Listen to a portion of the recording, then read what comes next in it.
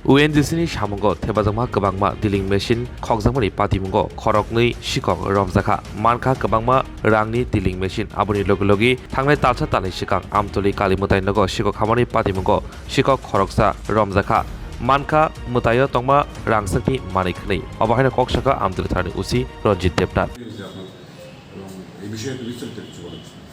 Actually আমাদের bypass সংলগ্ন এসএলবির একটা স্টোর আছে।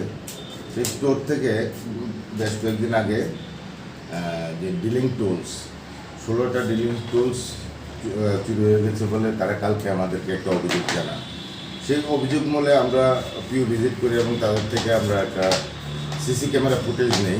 এই সিসি ক্যামেরা ফুটেজে সেটা ছিল যে কে বা কারা চুরি করেছে, কিন্তু সিসি ক্যামেরাতে তেমন পরিষ্কার ছিল না। তবুও আমাদের সাসপেক্ট অনুযায়ী আমরা সোর্স লাগাই এবং সেই সোর্স অনুযায়ী আমরা দুজনকে গ্রেপ্তার করি এবং তাদের কাছ থেকে আমরা টোটাল 40 লক্ষ টাকার dealing tools SLB dealing tools আমরা উদ্ধার করতে পেরেছি।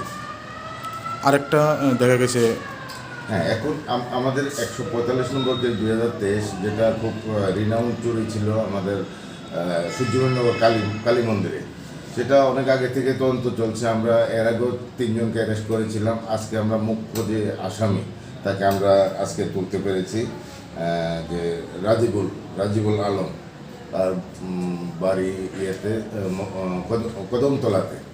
সে পুরাই স্বীকার করেছে যে কীভাবে চুরি করেছে এবং তার থেকে আমরা কিছু সামগ্রী আমরা উদ্ধার করতে পেরেছি। কী উদ্ধার হয়েছে? তো স্বর্ণের তুলসী পাতা, বেলপাতা এবং কিছু মায়ের গলার হার এগুলো উদ্ধার করতে পেরেছি। নেটওয়ার্ক আছে না, তারা তো অ্যাকচুয়ালি তারা ভাই বোন, তাদের এগেনস্টে যে কদমতলা বা চোরাইবাড়ি, ধর্মনগর অনেক কেস আছে। তারা এই মেশিনটি মানে কিসের কাজে ব্যবহৃত? এগুলো ডিলিং মেশিন, ডিলিংয়ের কাজেই ব্যবহৃত হয় এবং খুব কস্টলি। এই যে 16টাই চুরি হয়েছে, 16টাই আমরা উদ্ধার করতে পেরেছি। 16টার দাম প্রায় 40 লক্ষ টাকার উপরে। আচ্ছা, এগুলি কোন ডিপার্টমেন্টের হতে পারে? এগুলো এসএলবি মানে ওএনজিসির কাজে লাগে আর কি। এসএলবি তারা ডিপার্টমেন্ট এসএলবি। চুরির উদ্দেশ্য কি ছিল? তারা কি করতে? তারা তো এগুলো বিক্রি করে দেবে, চুরি কম দামে চুরি করে বিক্রি করে দেবে।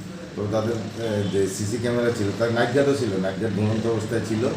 আর সিসি ক্যামেরাটা আমাদেরকে হেল্প করেছে যে কীভাবে কে হতে পারে।